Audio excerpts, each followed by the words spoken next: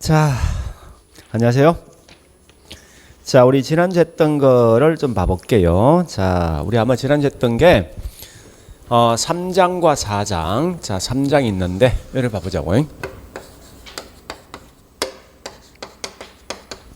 원래 이제 일반적인 수험서는 보통 이렇게 묶어 두 개, 이 전체를 한 장으로 봅니다. 보는데 그게 뭐냐? 시장론을 본다는 거예요.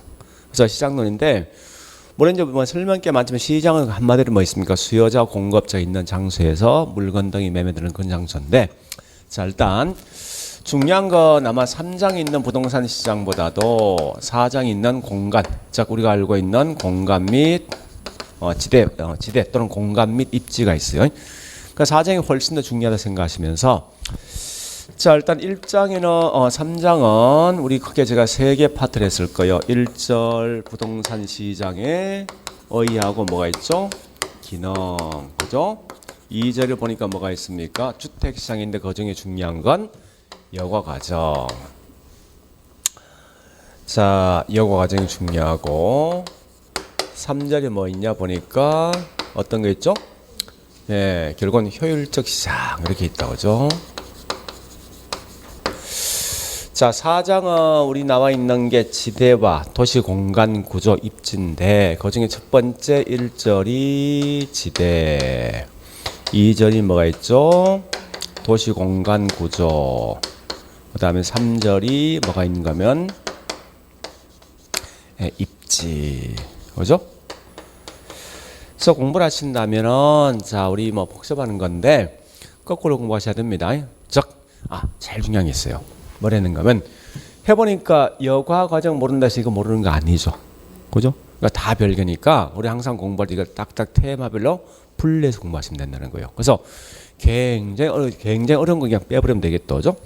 자, 그 중에 가장 중요한 거 맨 먼저 공부할 거 1번 입지 중에서 상업, 그죠? 그 다음에 두 번째 지대 중에서 농업지대 두 개 있죠. 어떻게 농촌 땅 반대가 도시지, 농업지대 도시 두 개 있는데 농업지대 중요합니다. 세 번째 보니까 도시 공간 구조, 네 번째가 글쎄 요 두 개는 거의 비슷할 것 같아요. 한번 이렇게 네 번째 이렇게 보시면 될 것 같아요. 그 다음에 마지막 공부할 게 이건데, 결국은 입지는 무조건 100% 시험 나오게 돼 있죠. 그 다음에 본다면 얘가 한 90% 정도? 네, 얘도 한 85% 정도? 이런 한 70% 정도? 둘 다가. 앞에 1절이 이건 한 뭐 30% 정도 나올까? 그죠? 결국 공부한다면 나 같으면 이거 책 거꾸로 하겠다는 거예요. 그러니까 확실한 뭐 있습니까? 예, 이 나올 수 있는 거면 계속 공부하시는 거예요. 괜히 뭐 5% 미만가 혹시 나올까 고민할 필요 없다는 거예요. 어차피 목적이 뭔가 하면 내가, 우린 주거장치 강조하지만 이거 맞출 목적이지 이런 거 맞출 목적은 분명히 아니란 말이에요, 이게. 그죠? 그래서 이제 수업을 어떤 걸 좀 들어보는가 하면, 어제 제가 집에서 앉아서 들어봤는데, 설민석이라는 사람이 있죠, 그죠? 네. 그 공무원 이제 강의를 하는데 굉장히 뭐 재밌게 하더라고. 그러니까 좀 어쩌면 약간, 좀 이 뭐랄까, 손가락이 좀 오그라들 정도로 하여튼 그래 하는데, 마인드를 맞다는 거예요. 그러니까 우리 같이 연구할 목적이 아니라 시험칠 목적이요. 그 시험칠 목적이 뭐 거기 맞춰서 공부하면 된다는 거예요. 괜히 뭐 깊숙한 내용 그건 알 필요 없다는 거예요. 그러니까 철저하게 그 내용만 이해하시면 그냥 끝난다는 거예요. 자, 일단 다시 보죠. 이제 여기서 보니까 제일 먼저 1절은 부동산 시장의 의의와 기능과 또 뭐가 있습니까? 특징 이렇게 있죠, 그죠? 의의는 큰 의미 가지 말라고 그냥 이것만 하시면 돼. 부동산 시장은 불안전 경쟁 시장이다. 왜 불안전 경쟁 시장이니 묻거든. 딱 두 개만 하시면 돼. 그러니까 불안전 반대가 완전이지, 그죠? 그래서 완전 경쟁수로 비교했을 때 이렇게 분명히 시험 낼 거예요. 부동산 시장은 다수의 수요자 공급자가 존재하는 시장이다 시험 낸다고. 이건 완전 경쟁 시장 아니에요. 그 이름 틀린 거 아니에요. 그러니까 항상 불안전 경쟁 시장에 있는 내용을 반대로 완전 경쟁 시장에 있는 내용을 시험 내게 돼 있으니까 그 중에 딱 두 개. 첫 번째, 수요자와 공급자 수가 한정돼 있다. 그 다음에 시장에 대한 진입과 퇴거가 쉽지 아니하더라. 요 두 개 마시라고. 그리고 자, 이 기능은 부동산 시장이든, 우리 앞으로 기능은 부동산에서 한 4군데 나올 거거든요. 나오는데 나봐야 이건 정답 관계없어. 무조건 그냥 통과하시라고. 왜 기능과의 장난치는 아니니까. 그래서 뭐 금융의 기능, 부동산 시장 기능, 감정평가의 기능 등등 있는데 그냥 그냥 넘어가시라고. 지금까지 기능과의 장난치 진짜 한 번도 없다고. 칠 수가 없기 때문에 그렇다고. 자, 그래서 자, 이건 앞말만 따서 암기합니다. 우리 크게 5개 있죠? 그죠? 이렇게 암기했을 것 같아 보니까. 그죠? 자, 자원 배분. 얘는 교환 기능이죠. 교환. 가격 형성 기능, 그다음 정보 제공 기능, 그다음에 양과 질을 갖다 조정해 주는 기능이 있습니다. 고려 보시면서 이 특징이나 특성이나 무조건 비교할 때는 있다는 거예요. 그러니까 항상 얘는 뭐 있으면 특징 나온 특징은 우리 개론 과목에서 굉장히 중요합니다. 그러니까 시험에 거의 답이 많이 시험에 답을 많이 잡았는데 특징이나 특성 나면 제일 중요한 건 무조건 비교할 때는 있다. 누가 비교하냐? 일반제와 그 중에서 분필 과 비교합니다. 그래서 저는 제가 뭐 국수 비비기 할 수는 있는데 뒤에 다 필요 없이 딱 앞에 4개만 기억하시면 돼. 그러니까 이 말이 중요한 거죠. 요거 말하고. 요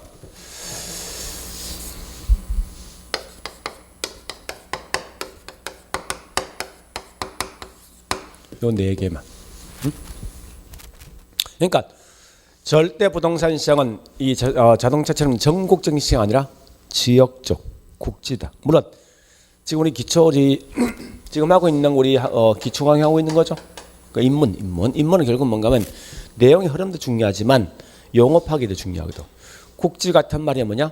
부분, 하위, 지역 이 말이죠. 그죠? 그러니까 부동산 시장은 여기 있는 뭐 있습니까? 울산 지역에 있는 집값과 서울 집값 다른 거지. 그죠? 그러니까 지역적이다. 국지적이다. 또한 야치 항상 얘는 뭐 있습니까? 집을 만드는 시간 워낙 장기니까 지금 당장 집이 필요해라고 신호를 딱 주면 금방 공급이 따라올 수 없다는 거예요. 본필은 금방 따라오는 거죠. 그러니까 본필은 일반적으로 뭐 있습니까? 수요 공급 조절이 용이하지만 얘는 곤란한 거지. 그 다음에 거래가 공개되어 있지 못하고 비공개고 표준화되어 있지 못하고 비표준이고 조직화되어 있지 못하니까 비조직. 그러니까 비공개, 비표준, 비조직이 가장 중요한 건데 이 3개는 반드시 뭔가 하면 개별성에 관련되어 있습니다. 오래 보시고. 자, 그 다음에 이제 꼭 공부할 거는 여기서 여과 과정 꼭 해야 된다. 그죠?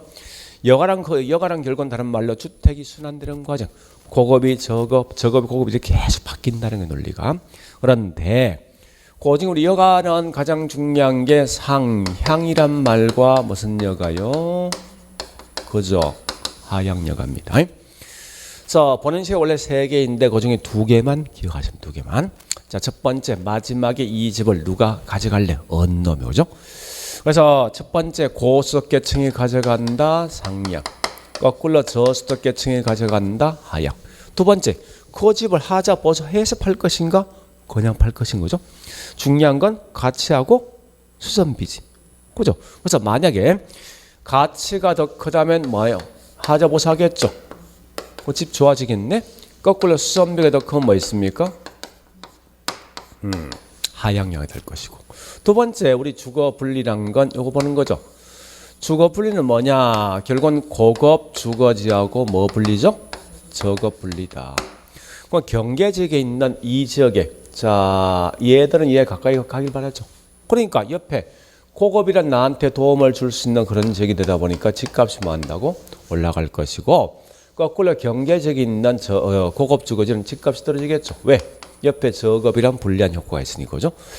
그러면 이때 보니까 얘가 이렇게 넘어가겠다 그죠? 언젠가는. 그럼 결국은 이 집을 얘가 차지하네? 이게 무슨 여가라고? 하향이죠? 이렇게 넘어서 이 집을 재개발시키면 고급주택화로 바뀌겠다 그죠? 이런 게 무슨 여가입니까? 상향여가를 보시면 돼요. 그러니까 이게 항상 핵심이에요 사실은. 결론은 뭐냐? 시험장에서 결국 뭐 있으면 여기 있는 이것만 내물을 쓰게 있으면 답이 나온다고. 자, 그 다음요. 효율적이란 말 뜻이 뭐요? 절대 이게 메인이죠. 초과인이 발생하지 아니할 때면 효율적이다. 만약 초과이 발생되면 이건 효율적인 못한 시장이다. 그죠? 그래서 여기 우리 정보 양에 따라서 세 개 있죠. 효율적 시장도. 약성, 중강성, 강성이 있다. 그죠? 그래서 자, 일단 정보가 보니까 과거 정보 또 뭐가 있죠? 공표된 사실 또는 뭐가 있죠? 공표되지 않는 사실이. 우리 항상 시험은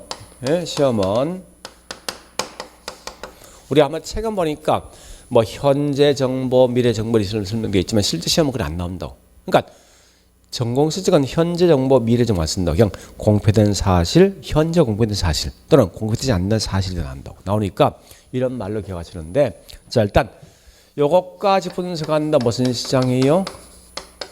약성. 공표된 사실까지 분석한다. 이게 뭐죠? 중강성이죠? 공표되지 않는 사실까지 분석한다. 이게 무슨 시장이죠? 여러 가지라고. 그죠? 그러니까 항상 나오거든. 딱 요 제목이 나오는 순간 어느 정보까지 분석해 정보를 먼저 확인하시라고. 그런 다음에 뒤에 효율적인 시험 붙겠죠. 같은 말 뭐라고? 그죠? 초과에는 없다. 이렇게 하시면 돼요. 자, 우리 지대는요,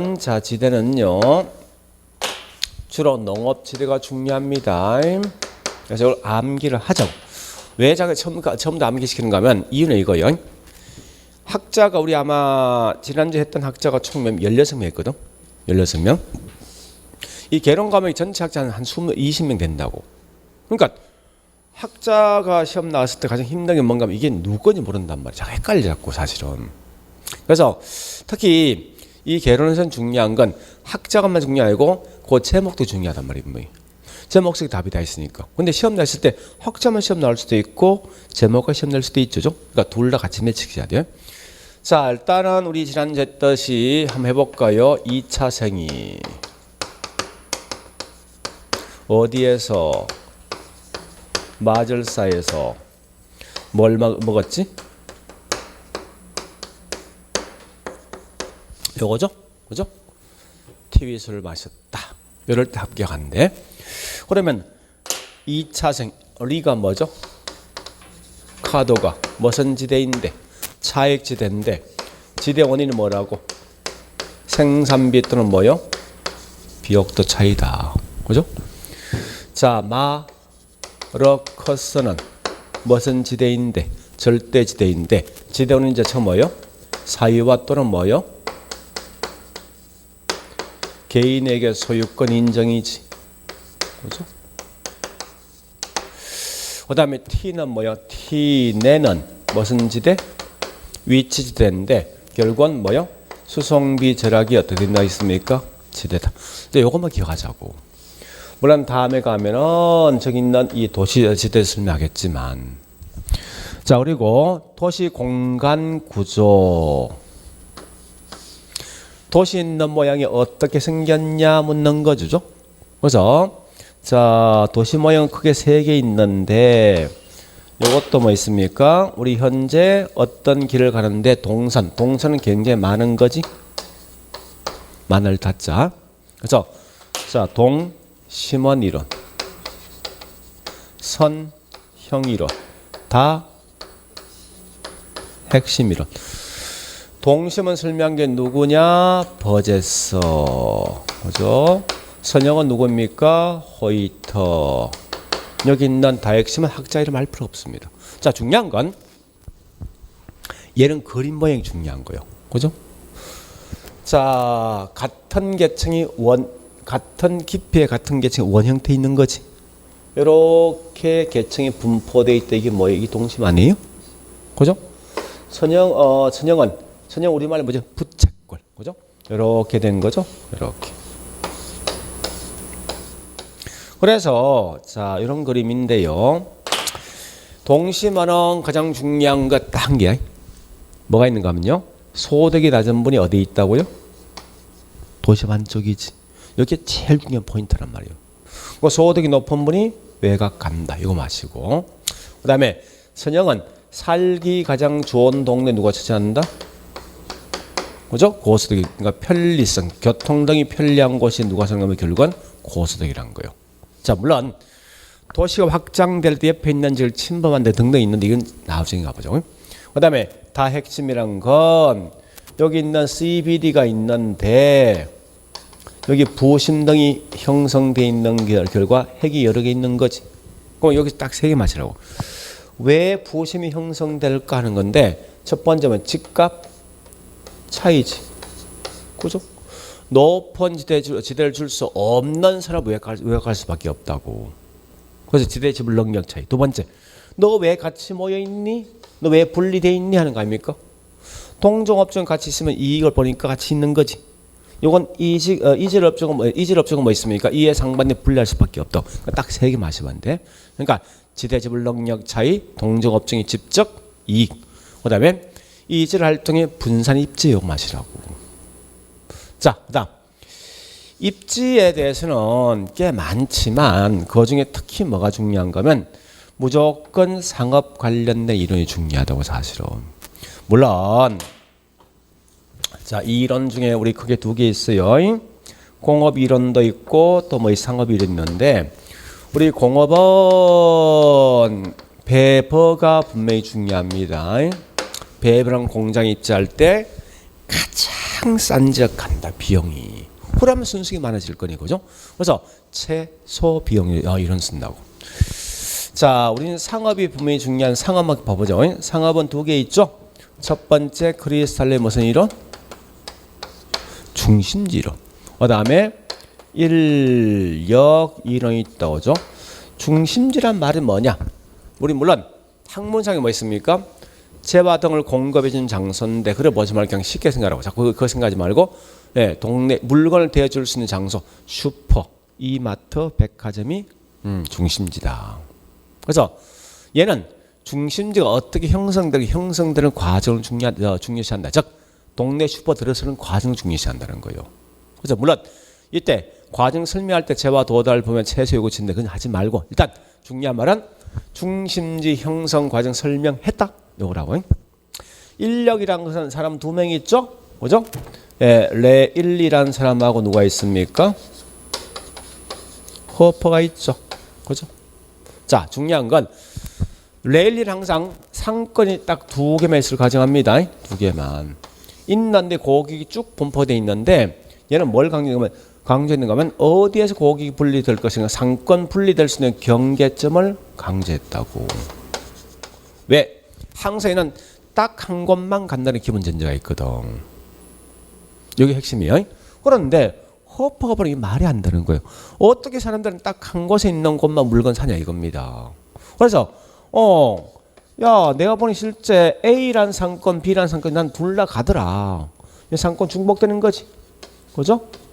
중첩을 강조해서 여기서 각각 고객이 각 슈퍼에 몇 프로 갈 것인가 이런 걸 알아본 게 뭐냐고 이게 허퍼가 되어진다. 이렇게 마시라고. 그래서 지금은 그냥 큰 줄기점이 훨씬 중요하다고 이렇게. 그러면 나중 가면은 핵심만 탁탁 끌고 갈 수 있다고. 자, 그리고 이 정도 봤으면 이제 자 오늘 할 것은 책 보니까요. 챕터 자 저기 있는 208페이지 5장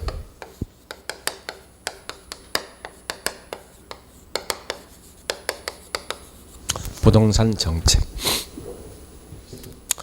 이 정책을 보는 시간이 굉장히 다양합니다. 다양한데 저는 이제 이렇게 설명합니다. 이 정책이란 말 뜻이 뭐냐? 부동산 시장에 국가 개입한다. 요거요. 그러면 왜 가만히 있는 부동산 시장에 국가 개입할까 하는 거요. 하는 이유가 뭐냐 결국은 이런 거예요. 우리 한번 생각해 보죠. 민간 경제 부동산 등을 맡겨두었을 때 아무런 문제가 없으면 개입할 필요가 없겠죠. 그러니까 이래 보시라고요. 부동산 관련돼 있는 문제가 발생하다 보니까 이와 같은 걸 해결하기 위해서 국가 개입한다. 이게 뭐라고요? 그냥 허락하시라고. 그럼 항상 정책은 가장 기본이 뭐 있습니까? 문제 해결 목적이라고. 그죠? 그러면 이때 우리 문제를 갖다가 크게 두 가지 형태로 구분하겠습니다. 미시적, 그 다음에 거시적 문제 두 개 있거든요. 그래서 우리 미시적 문제와 거시를 이렇게 구분할 수 있는데, 자, 첫 번째 미시란 건 우리 항상 이제 일반적 개념에서 부동산이란 개념을 딱 쓰는 순간 뭘 보는가 하면 토지와 정착물입니다. 민법상 보는 시각만 가지라고. 그러니까 물론 우리 첫날 보니까 부동산 개념 복합 개념이었죠. 그죠? 근데 그 중에 주로 이제 많이 말하는 게 법률 나와 있는 토지와 정착물 생각하면 된다고. 그래서 자, 미시 문제 토지와 관련돼 있는 문제가 있다. 그다음 예. 정착물 중에 가장 대표적인 예가 뭐 있냐? 주택. 그러면 다시 가볼게요. 토지와 관련돼 있는 문제를 해결하기 위해서 국가에서 개입한다. 이게 무슨 정책? 토지 정책이고. 주택 관련돼 있는 문제 해결하기 위해서 국가에서 개입한다. 이게 무슨 정책이냐? 이래 가시라고. 그 다음에 여기 있는 것이란 건 부동산 전반적인 문제입니다. 그래서 전반적인 문제인데 그 중에 첫 번째 이런 거요. 민간 경제 부동산 등을 맡겨두니까 여기 있는 시장 실패가 발생하더라. 우리 지난주에 했는데 이 시장 실패랑 한마디로 뭐 있습니까? 초과이익이 발생되는 거죠. 그죠? 그러니까 누군가 더 큰 이익, 손실 등이 발생하더라는 거예요. 그래서 이와 같은 걸 해결하기 위해서 국가에서 개입한다. 이게 우리가 알고 있는 경제적 기능이고, 그 다음에 자본주의에서 아무리 시장 성공이 달성되어진다 하더라도 집은 워낙 비싼 고가품이 되어지다 보니까 항상 뭐가 있는가 하면 빈부 문제가 매번 발생한 빈부 문제가. 그러니까 이 말이에요. 없는 분은 집을 가질 기회가 없다는 거예요, 이게. 그래서 이런 분배에 대한 문제인데, 자, 이런 분배에 대한 문제를 갖다가 해결하기 위해서 국가에 개입한다. 이게 정치적 기능 이렇게 돼 있다고요. 응? 근데 있다 보니까 이런 걸 분배의 문제를 좀 달리 말하면 뭐 있습니까? 국가 어떤 목표를 사회적 목표 있지. 를 달성하기 위해서 개입한다. 이렇게 쓴단 말 쓸 때.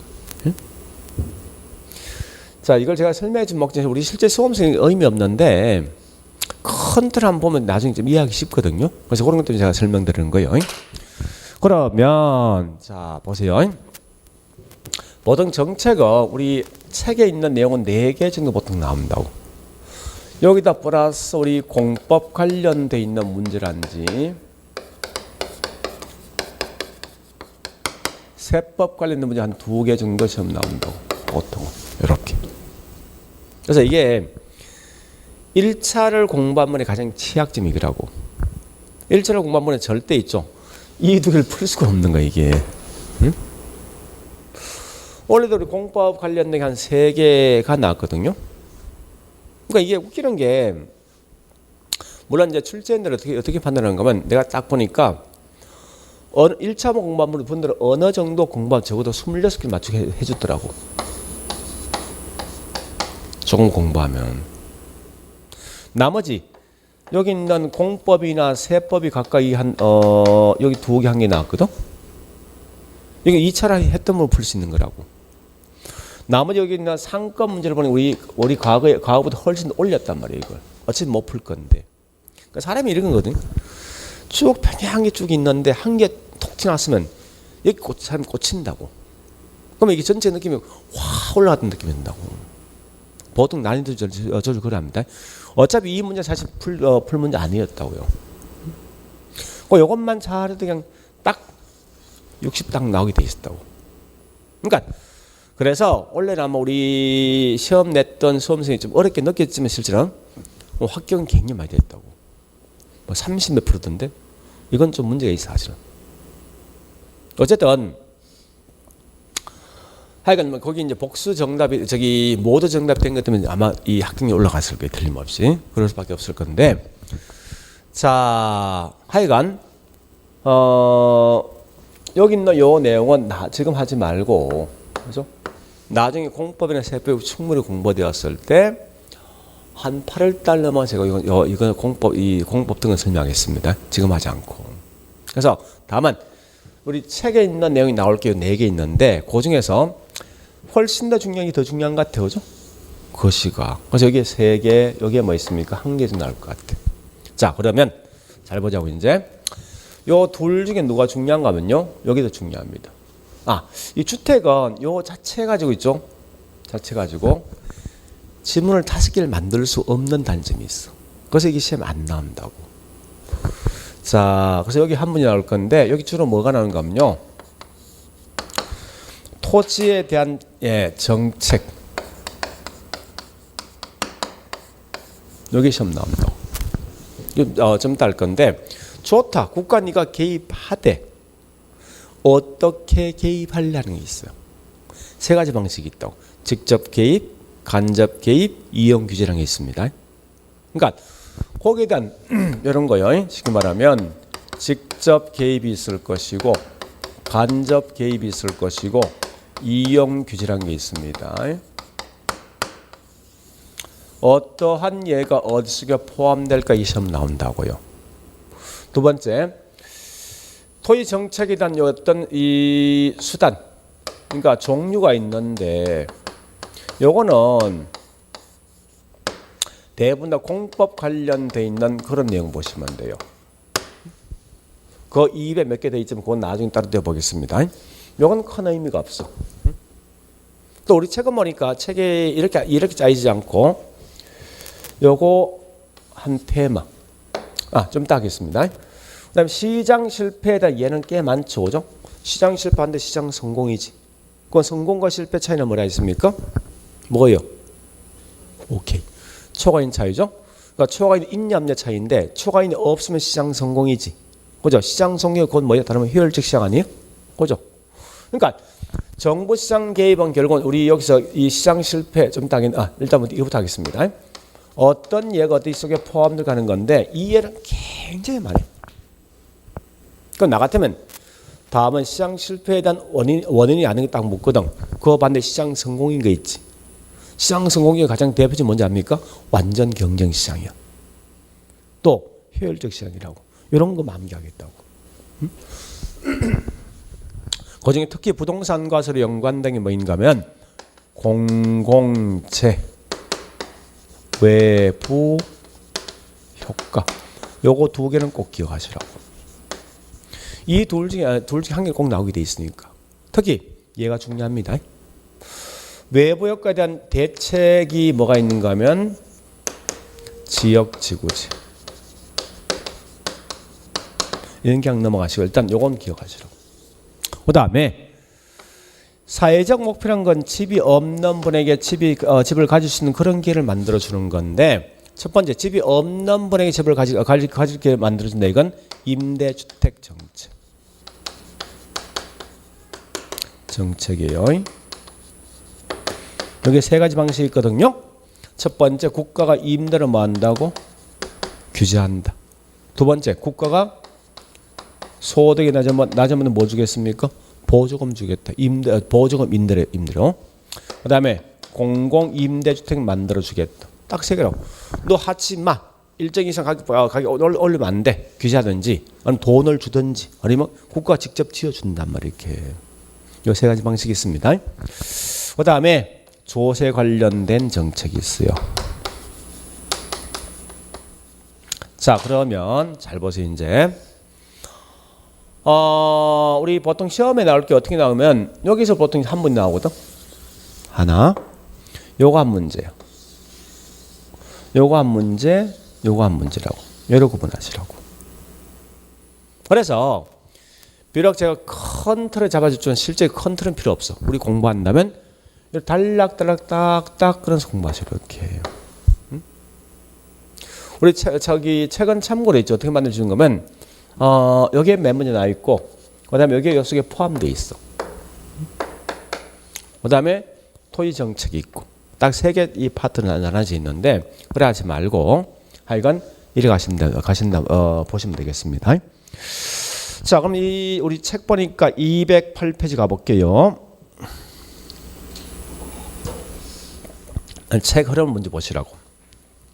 208페이지 앞에 뭐가 있습니까? 1절 부동산 문제이지. 그죠? 이런 거 시험 안 나와? 생각해 보자고. 중요한 게 뭐가 중요한데? 해결 방식이 정책이 중요한 거 아니에요? 그죠?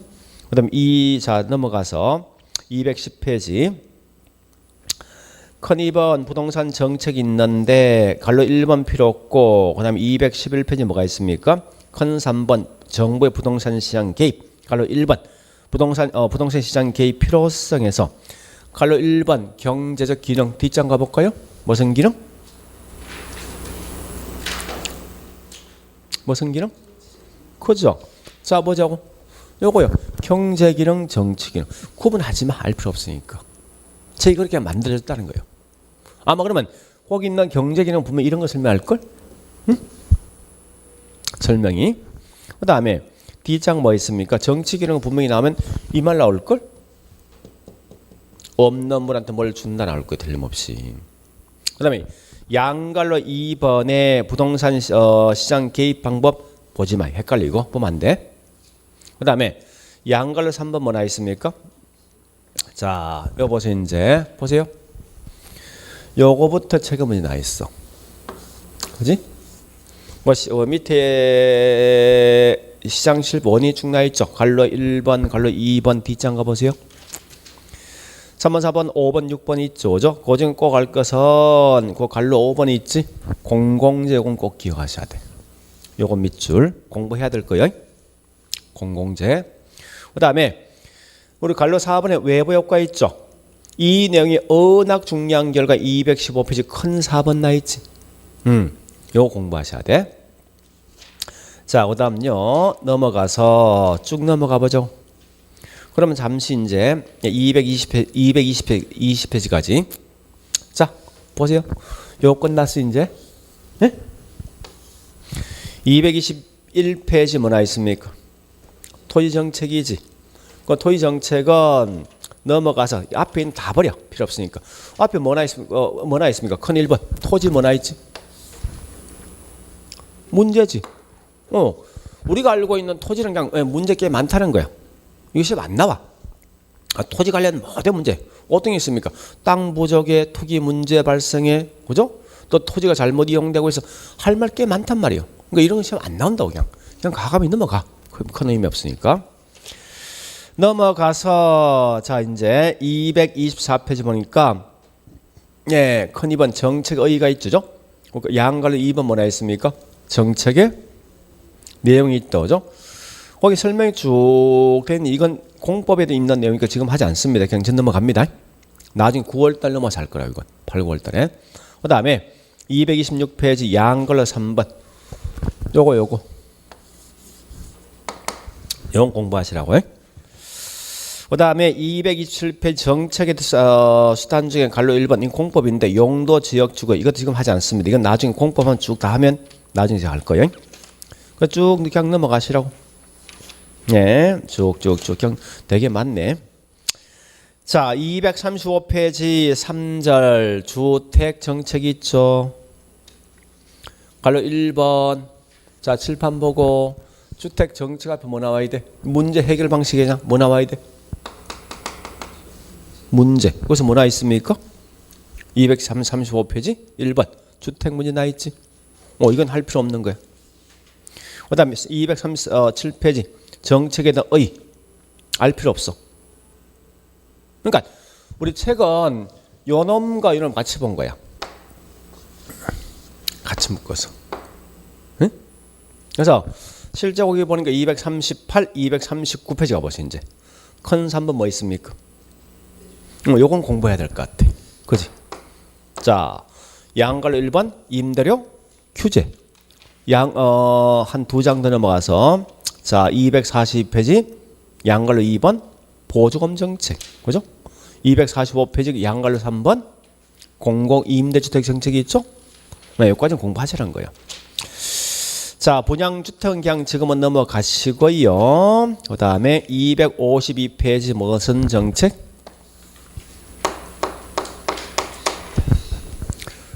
조세 정책. 요건 공부해야 되겠지? 그러니까 봐봐. 책은 진짜 많지만 실제 공부할 게 얼마 안 된단 말이야 이게. 그죠? 그러니까 흐름을 딱 알고 있으면 내가 공부할 게 딱 이 포인트 잡힌단 말이에요.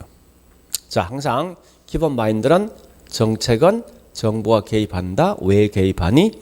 문제 해결 목적 이렇게 하시라고.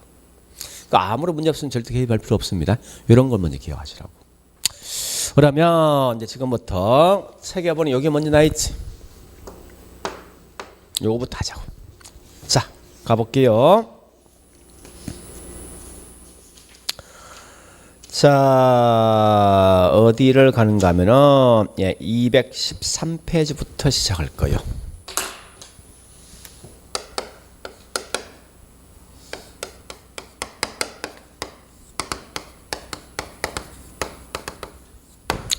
자, 시장 실패부터 할 겁니다.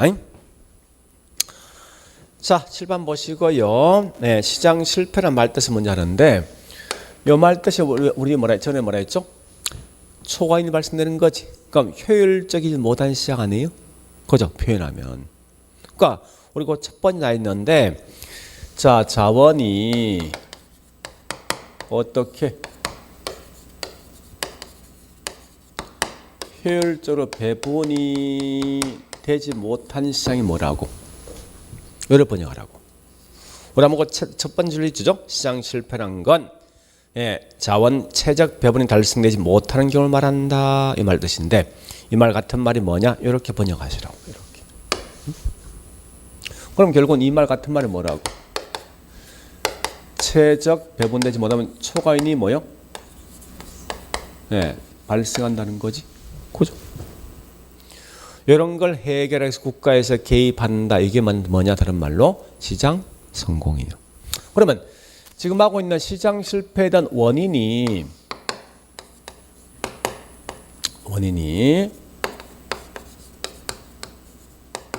꽤 많을 것 같은데 원인을 굳이 다 암기할 필요는 없을 것 같아요. 그죠? 가끔 시험 보니까 다음은 시장 실패에 대한 원인이 아닌 게 시험 나오기도 하지만 다음에 이 반대 뭐 있습니까? 시장 성공인 것만 아시면 될 거 아니에요. 이 시장 성공은 어느 누구도 초과인이 발생되지 않는 시장. 가장 대표적인 뭐 있습니까? 완전 경쟁 시장이란 거요. 또는 어떤 시장?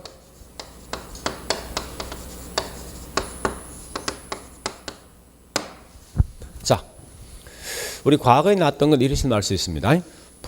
부동산 시장은 불안전 경쟁 시장인데 효율적 시장이 될 수가 있습니다. 있어요. 나중에 할 건데. 효율적인 시장 되어진다 하더라도 정부 개입할 필요 있습니까? 없잖아. 이렇게 나올 수 있다는 문제에서. 그죠? 자, 그건 나중에 하겠습니다. 자, 시장 실패에 대한 예는 꽤 많지만 이걸 다는 보지 말고 굳이 이걸 또 암기하는 분이 있더라고요. 하지 말라고. 어쨌든 하여튼 이런 말 뺀 나머지 몽땅 다 시장 이 실패를 보시면 돼. 가볍게. 그 중에 꼭 기억할 건 공공재란 것과 그 다음에 또 뭐가 있는가 하면 외부 효과라는 게 있습니다.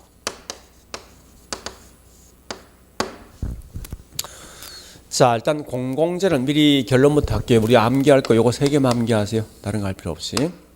공공재에 대한 성격은 이 2개 요건이 충족돼야 됩니다. 비경합성과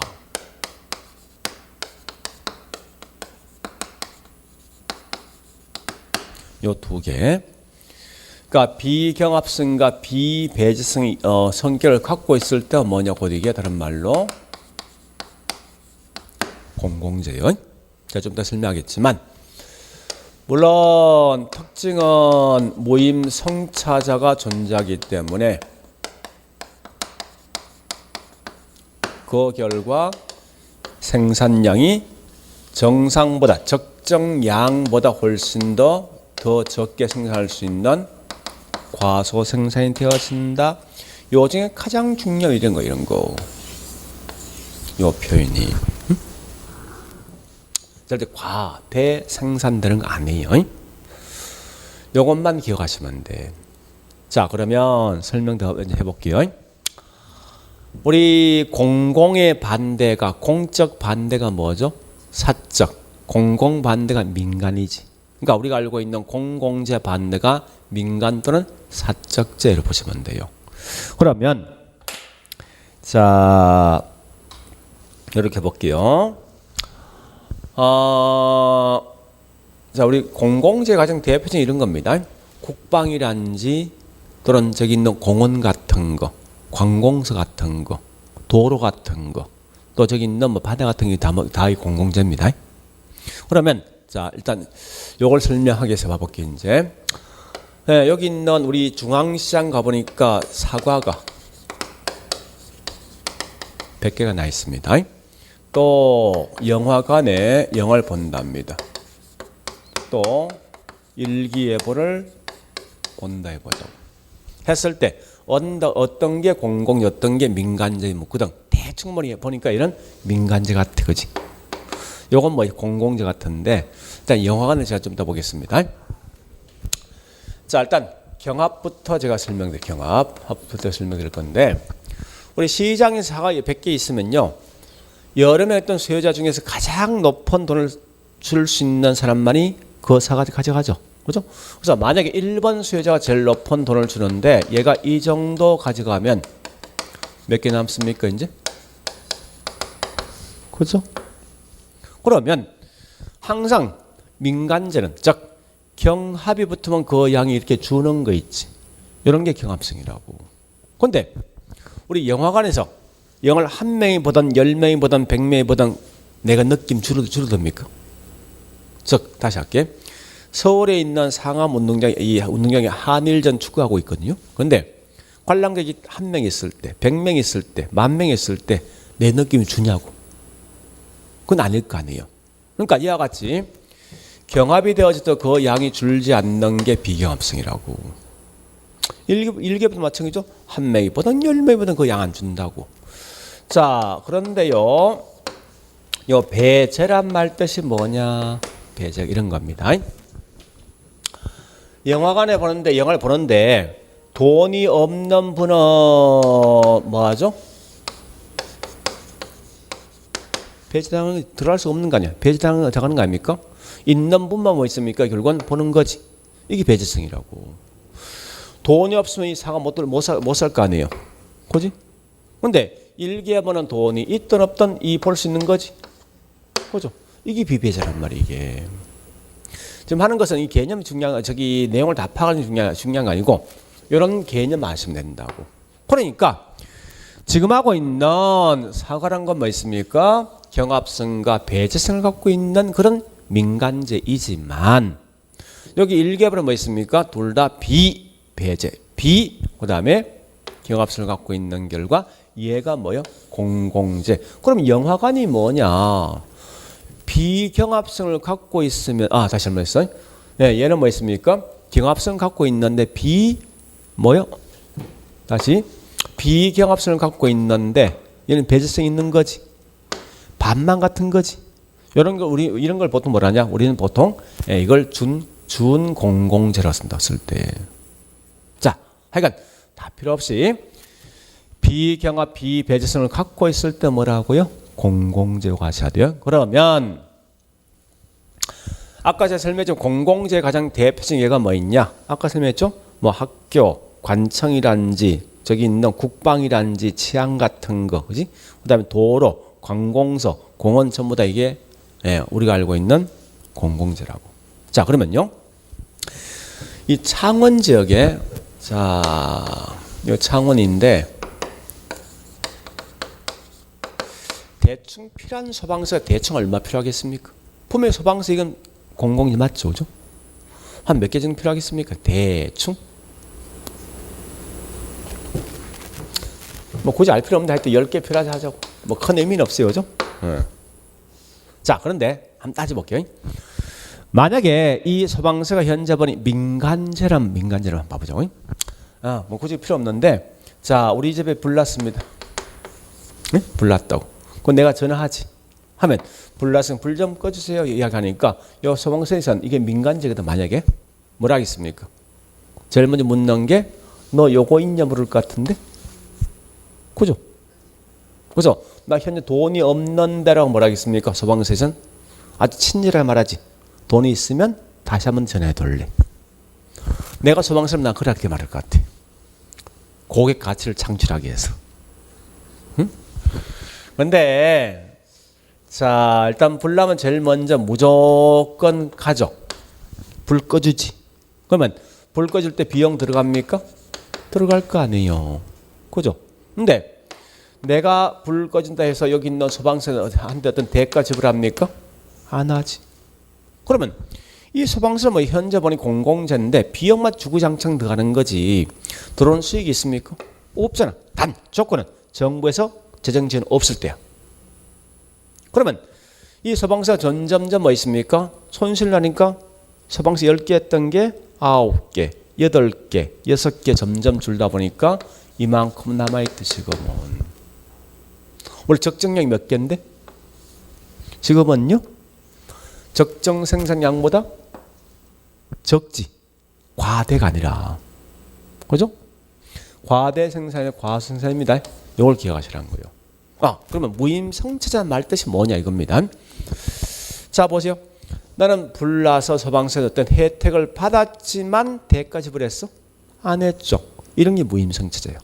그러니까 쉽게 말하면 그래서 우리 공공재란 건 항상 뭐 있습니까? 이렇게 보시면 돼요. 성격이 비경합, 비배제 성격이 있을 때 공공재인데 결국은 무임성취자고 존재한 결과 그 생산량이 적정량보다 훨씬 더 과소생산된다. 이것만 딱 기억하세요. 책이 설명 꽤 많은데 다 필요 없다는 거예요, 사실은. 그래서 우리 아마 책 보니까 자, 책 가볼게요. 설명이 너무 많은 것 같아. 보니까 자, 214페이지. 자, 맨 밑에 우리 갈로 5번 있죠? 공공재. 설명 쫙 돼 있는데 쭉 넘어와서 우측 가서 215페이지. 첫째 줄, 밑줄. 비경합성, 비배제성 특성이 있다. 동그라미 1번, 2번 넘어가시고 그 다음에 3번, 4번 갑니다. 예, 거기 있는 3번, 4번. 자, 4번에 보니까 뭐 있습니까? 이 무임성취자 문제 밑줄. 다섯 번째 가장 중요한 말 과소 생산된다 밑줄. 요것만 기억하죠. 다른 건 다 필요 없으니까. 물론 여기 조금 더 한 다음 뭐 있습니까? 자, 요 제가 지워버렸는데 원래 필요한 양 10개인데 민간에 맡겨두면 3개 나오죠. 보면 10개 필요할 거 아니에요. 그 10개 계속 유지하기 위해서 뭐가 필요합니까? 정부의 재정적 지원 필요한 거지. 그죠? 그래서 그와 같은 말이 뭐냐? 저기 있는 6번이 그 말이라고. 6번이. 그러니까 생산량이 10개 필요한데 3개밖에 만들지 않으니까 시장에선 10개를 유지하기 위해서 반드시 뭐예요? 정부의 재정적 지원이 필요하다. 그 말 뜻이라고. 자, 오래 보시고. 그다음 여기 다시 보세요. 이제 외부 효과에 대한 설명입니다. 이게 굉장히 중요합니다. 이게 아마 우리 30회 때 우리 원래 시험 나왔던 건데 이건 얘는 30회 시험 나와서 원래 아마 30일 땐 거의 안 나올 거예요. 분명히. 얘가 나오지. 나온다면. 자, 일단 잘 보세요. 이제 여기 보자고. 이걸 번역을 잘못하면 확 뒤집어진다고. 그러니까 외부가 효과, 영향 받는다는 거예요. 응? 외부가. 그러면 잘 보세요. 이제 어떤 여기 사적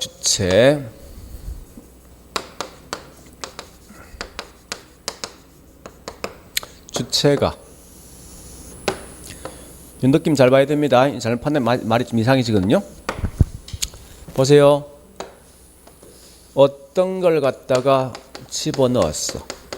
여기 있는 지역에게 넣으니까 이 지역의 주민들이 이걸 볼 수 있고 손해볼 수 있거든. 자, 다시 할게요. 어떤 사람이 이 동네에 보니까 학군 좋은 학교를 집어넣었단 말이에요.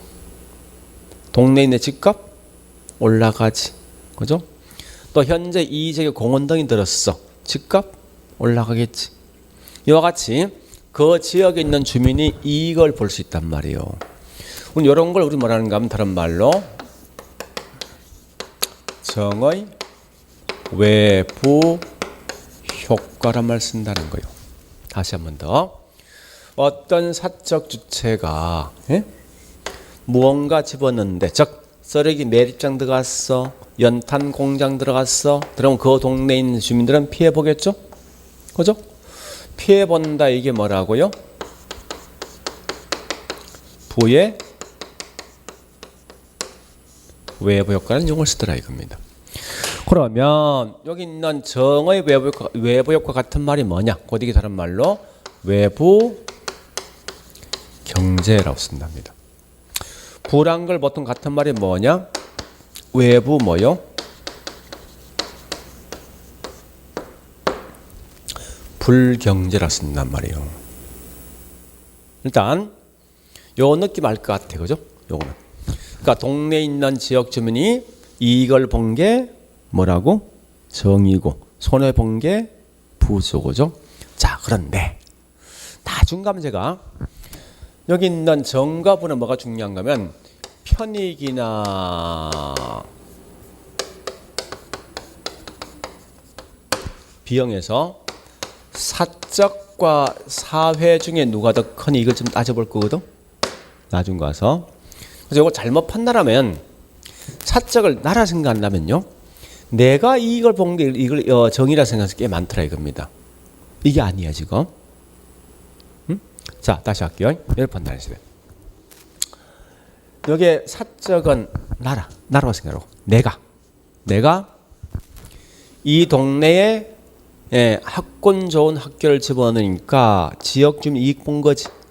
이익을 봤다 이게 뭐냐 다른 말로 우린 여기에 외부 사람이야. 내가 뭐를 집어넣어서 나 아닌 주변에서 외부 사람입니까? 외부가 이익 본 게 정이라고 외부가 손해 본 게 부예요. 이를 판단하시라고. 물론 원래 다른 개념 요 두 개 합친 게 원래 사회인데 이걸 갖다 사회라 보시라고 해. 자 일단 너무 여기까지 가지 말고 여기까지만 할게. 알겠죠? 근데 재밌는 거는 자 잘 보셔야 돼. 자 여기에다가 학교가 들어갔거든. 사적이 집어넣었지. 넣었지만 지역 주민은 이익을 받는데 지역 주민이 나한테 어떤 대가 지불했어 안 했어? 했어 안 했어? 다시 내가 이 지역에 어떤 쓰레기 매립장 집어넣었는데 손실 본 거죠? 보았지만 내가 얘한테 대가 지불합니까? 안 했지. 자 다시 할게. 더 중요한 말 있어요.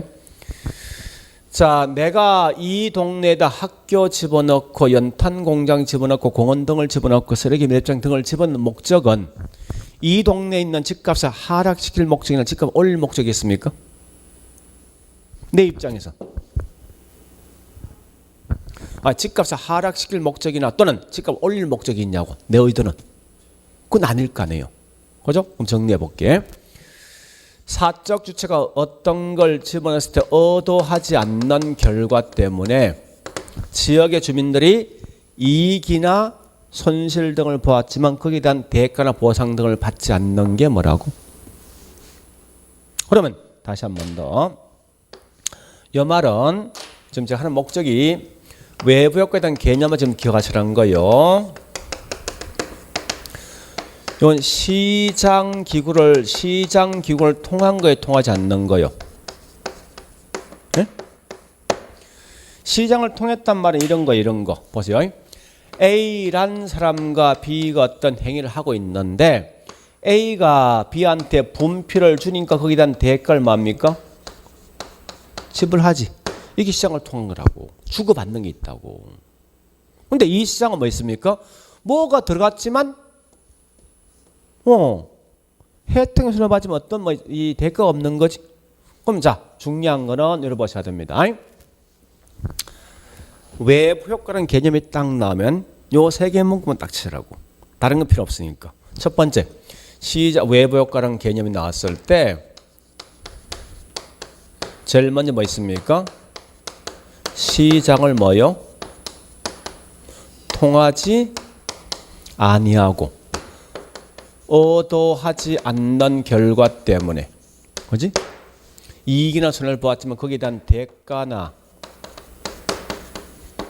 보상 등을 지불했습니까? 않는 거지. 그럼 100%요. 시험 나면 여기 나와. 외부가 효과라는 개념이 딱 나면 틀린 말 시장을 통하고 나오든지 어떠한 결과가 나오든지 또 대가가 뭐 있습니까? 보상을 한 상태로 있으면 나올 거 아니에요. 요것만 딱 보시라고. 요것만. 제가 지금 하는 것은 이 뒤에 발생된 효과가 있거든요. 이거 하려고 좀 하지 말라고. 그건 머리 아프니까. 다음 할 것은 자, 요 개념 먼저 아셔야 돼요. 어떤 이 사적은 민간이 될 수도 있고 국가가 될 수 있어요. 그건 큰 의미 같이 말하고. 국가가 공원 등을 집어넣는다. 민간이 학교 등을 집어넣는다. 마찬가지예요. 넣었을 때 그 지역의 주민들이 손해 이익을 보았지만 거기에 대한 대가 없는 상태, 보상이 없는 상태가 이게 외부 효과인데, 그래서 여기 있는 지역 주민이 이익을 본 게 정, 손해 본 게 부정. 그래서 여기까지 보시는데 중요한 건 요 개념까지 보시라고. 자, 한 번 더. 반드시 사적인 어떤 특정적인 뭘 집어넣어야 돼. 네? 집어넣은 상태에서 이익이나 손실을 보았지만 대가 없는 거예요. 자, 일단 여기까지 했으면 우리 거기 있는 내용들 중에 다 보지 말고 215페이지 있는 내용들 중에서 밑에 큰 4번 외부효과, 갈로 1번 외부효과에 대한 어휘가 있죠. 첫째 줄 찾아가야 됩니다. 시장 메커니즘 통하지 않고 밑줄. 그 다음 두 번째 의도하지 않는. 셋째 줄 대가를 받지도 지불하지 않는 상태. 딱 그걸 지나야 돼. 그러니까 자, 잠시. 그런데 지문상에 이런 용어 없단 말이에요. 없으면 그냥 넘어가. 이런 용어 나왔을 때 무조건 않는 거 이 말 나온다고. 이따 쓰면 틀리겠다죠. 요거만 기억하시면 된다는 거예요. 그 다음에 자, 넘어가 볼게요. 어디를 가보시는가 하면은 216페이지 양갈 2번 외부 효과에 대한 종류 있는데, 자, 갈로 1번 외부 경제 뭐라 있습니까? 한번 읽어볼게요. 어떤 경제활동과 관련하여 시장 메커니즘을 통하지 않는다 밑줄. 제3자가 아닌 그래 당시 아닌 제3자에게 얻어지 않는 밑줄. 혜택이 이 정의죠. 가져주면서 이에 대한 대가 받지 않는 상태. 자, 보세요. 이 말 아닙니까? 여기 있는 거래 당사 아닌 제3자가 이게 외부지. 외부가 시장을 통하지 아니하고 결국 뭐 있습니까? 혜택을 보았지만 거기에 대한 대가 받지 않는 거지. 이게 정의죠? 그죠? 그래 보시고 지금 나머지는 넘어갑니다. 밑에 있는 갈로 2번 외부 불경제 똑같은 거죠? 시장 메커니즘 통하지 않고 제3자 아닌 제3자가 얻어지 않는 손해를 가져다 주면서 거기에 대한 대가를 하지도 않는 상태가 뭐냐고. 이게 다른 말로 외부 불경제. 요거까지는 기억하시라고 지금. 그러니까 그 개념 하시면 돼요. 자, 그래 보시고요. 나머지 내용은 그냥 지금은 넘어갑니다. 너무 깊숙하게 들어가지 말라고. 자, 그래 보시고 좀 쉬었다가 221페이지입니까? 2절 토지와 관련돼 있는 정책이 있죠? 요거 이런 거 할 겁니다. 자, 좀 쉬었다 할게요.